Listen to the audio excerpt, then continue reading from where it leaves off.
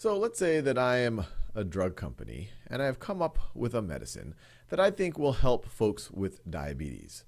And in particular, I think it will help reduce their hemoglobin A1C levels. And for those of you who aren't familiar with what hemoglobin A1C is, I encourage you, we have a video on that on Khan Academy. But the general idea is if you have high blood sugar over roughly a 3-month period of time, high blood sugar, and I could say high average blood sugar, you're going to have a high A1C, a high hemoglobin A1C level. And if you have a low average blood sugar over roughly a 3-month time, you're going to have a lower hemoglobin A1C. So if taking the pill seems to lower folks' A1C levels more than is likely to happen due to randomly or due to other variables, well, then that means that your new pill might be effective at controlling folks' diabetes. So in this situation, what we're trying to, when we're constructing an experiment to test this, we would say that whether or not you are taking the pill, this is the explanatory variable, and the thing that it is affecting, the thing that you're hoping has some response, in this case you want to, the A1C levels are your indicator of whether it has helped controlling the blood sugar, we call that the response variable. That right over there is the response variable. So how are we actually going to conduct this experiment? Well, let's say that we have a group of folks.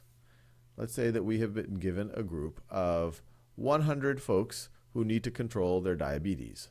So 100 people here who need to control their diabetes. And we say, all right, well, let's take half of this group and put them into, I guess you could say, a treatment group, and another half and put them into a control group, and see if the treatment group, the one that actually gets my pill, is going to improve their A1C levels in a way that seems like it would not be just random chance. So let's do that. So we're going to have a control group. So this is my control group, control, and this is the treatment group.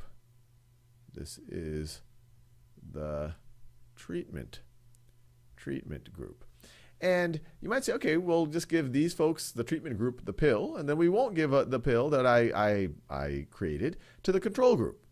But that might introduce a psychological aspect that, you know, maybe the benefit of the pill is just people feeling, hey, I'm taking something that'll control my diabetes. Maybe that psychologically affects their blood sugar in some way, and this is actually possible.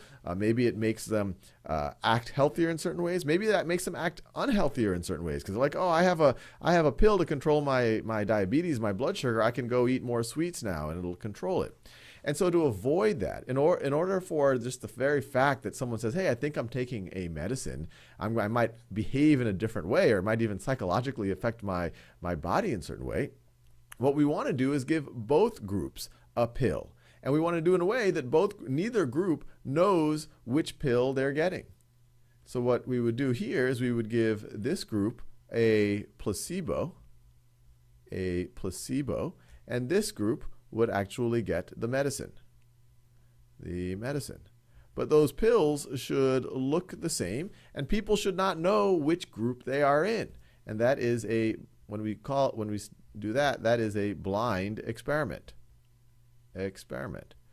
Now, you might have heard about double-blind experiments. Well, that would be the case where not only do people not know which group they're in, but even their physician or the person who's administering the experiment, they don't know which one they're giving. They don't know if they're giving the placebo or the actual medicine to the group. So let's say we want to do that. So we could do double-blind experiment. So even the person giving the pill doesn't know which pill they're giving. And you might say, well, why is that important? Well, if the physician knows, it might, or the person administering or interfacing with the patient, They might give a tell somehow. They might not put as much emphasis on the importance of taking the pill if it's a placebo. They might, by accident, give away some type of information. So to avoid that type of thing happening, you could do a double blind. And there's even, some people talk about a triple blind experiment, where even the people analyzing the data don't know which group was the control group and which group was the treatment group. And once again, that's another way to avoid bias. So now that we've kind of figured out, we have a control group, we have a treatment group, we're using A1C as our response variable, so we would want to measure folks' A1C levels, their hemoglobin A1C levels, before they get either the placebo or the medicine. And then maybe after 3 months, we would measure their A1C after. But the next question is, how do you divvy these 100 people up into these two groups? And you might say, well, I would want to do it randomly. And you would be right, because if you didn't do it randomly, if you put all the men here and all the women here, well, that might, first of all, sex might explain it, or the behavior of men versus women might explain the differences, or the non-differences you see in A1C level. If you get a lot of people of one age or one part of the country or one type of dietary habits, you don't want that. So in order to avoid having an imbalance of some of those lurking variables, you would want to randomly sample.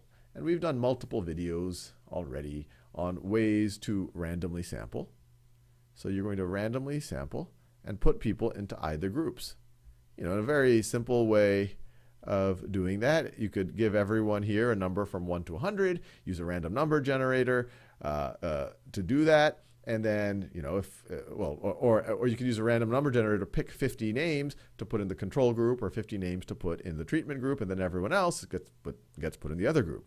Now, to avoid a situation, just randomly, by doing a random sample, you might have a situation where there's some probability that you disproportionately have more men in one group or more women in another group. And to avoid that, you could do really a version of stratified sampling that we've talked about in other videos, which is you could do what's called a block design for your random assignment, where you actually split everyone into men and women. And it might be 50-50, or it might even be, just randomly here. You got, 60 women and 40 men.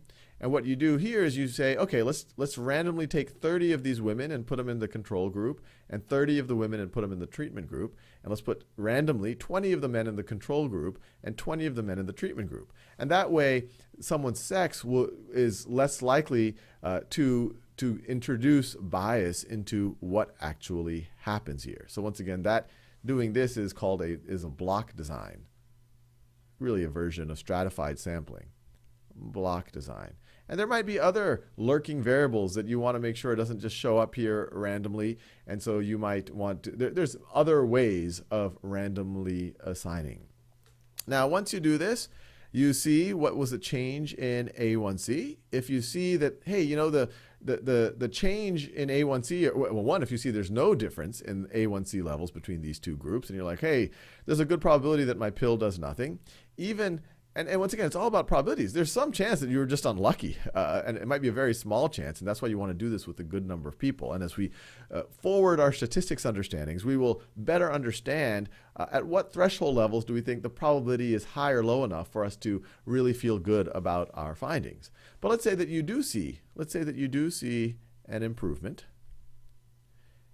You need to think about, is that improvement, could that have happened due to random chance, or is it very unlikely that that happened due purely to random chance? And if it was very unlikely that it happened due purely to random chance, then you would feel pretty good, and other people, when you publish the results, would feel pretty good about your medicine. Now, even then, science is not done.